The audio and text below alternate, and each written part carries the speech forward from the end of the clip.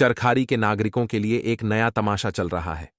Indraprastha gas limited ने बिना किसी अनुमति के चरखारी की सड़कों को अपने व्यक्तिगत संपत्ति समझकर खोदना शुरू कर दिया है। नगर पालिका परिषद और अन्य विभागों से अनुमति लेना तो दूर की बात, ठेकेदार ने सीधे ही विद्युत विभाग की केबल तक तोड़ दी।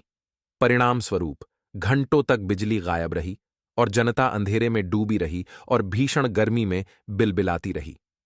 विद्युत विभाग के एसडीओ अल्ताफ हुसैन का कहना है कि कोई अनुमति नहीं ली गई है, पर ठेकेदार अपनी मनमानी में व्यस्त हैं। हैरानी की बात यह है कि अगर किसी आम नागरिक की नल का पाइप टूट जाए तो उसे रोड कटिंग के हजारों रुपए और कई दिनों तक चक्कर लगाने पड़ते हैं, लेकिन एक बड़ी कंपनी पूरे जिले को तबाह कर दे तो किसी को कोई फर्क नहीं पड़ता। चरखारी ही नहीं, पूरे जिले की करोड़ों की सड़कों को ठेकेदार ने तबाह कर दिया है। हर ओर खुदाई का मंजर है और सड़कों का हाल ऐसा हो गया है जैसे कोई युद्ध क्षेत्र हो। न कोई निर्देश, न कोई नियम, बस मनमानी ही मनमानी। चरखारी, जिसे बुंदेलखंड का कश्मीर कहा जाता है, अपनी सुंदरता और प्राकृतिक सौंदर्य के लिए पूरे देश में प्रसिद्ध है, लेकिन अब इसी सुंदरता को ठेकेदारों की मनमानी ने बर्बाद कर दिया है। एक ओर ठेकेदार ने सड़कों को खोद कर रख दिया है, दूसरी ओर जनता को उनके रोजमर्रा के कामों में परेशानी का सामना करना पड़ रहा है। बच्चों को स्कूल जाने में दिक्कत, बड़ों को ऑफिस और दुकानों तक पहुंचने में मुश्किलें। चरखारी की सड़कों की हालत देख ऐसा लगता है जैसे यहां की जनता के लिए किसी ने योजना बनाई ही नहीं। अगर यही हाल रहा तो आने वाले दिनों में स्थिति और भी भयावह हो सकती है। चरखारी की प्राकृतिक सुंदरता को ठेकेदारों की इस अराजकता ने धूमिल कर दिया है। अब समय आ गया है कि जनता अपनी आवाज उठाए और इस अराजकता के खिलाफ खड़ी हो। अगर बड़ी कंपनियों को उनकी जिम्मेदारियों का एहसास नहीं कराया गया तो यही हालात हर जगह देखने को मिल सकते हैं। चरखारी की जनता को एकजुट होकर ठेकेदारों के खिलाफ कड़ा कदम उठाना चाहिए, ताकि आने वाले दिनों में ऐसी घटनाएं न हों और शहर की सुंदरता और व्यवस्था बनी रहे।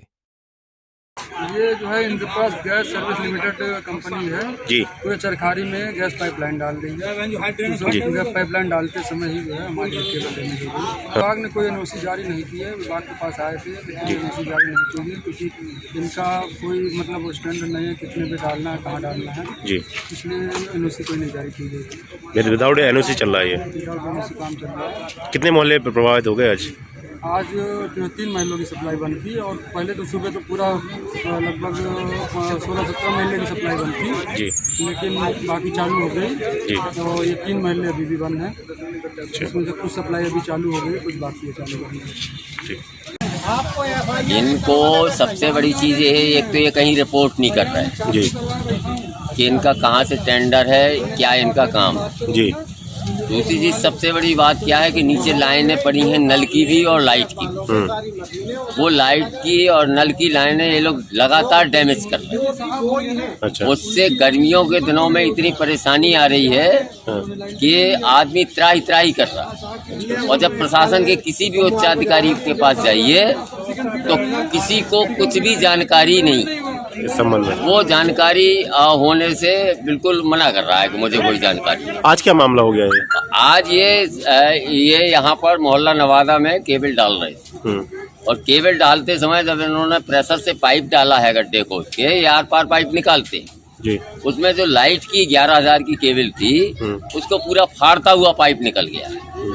अब वो 11,000 की जो लाइन इनकी डैमेज हुई है उसका समझ में नहीं आता कि ये लोग कैसे ठीक कर पाएंगे, कब तक ठीक कर पाएंगे। क्या इनको विद्युत विभाग ने एनओसी वगैरह कुछ दिए है?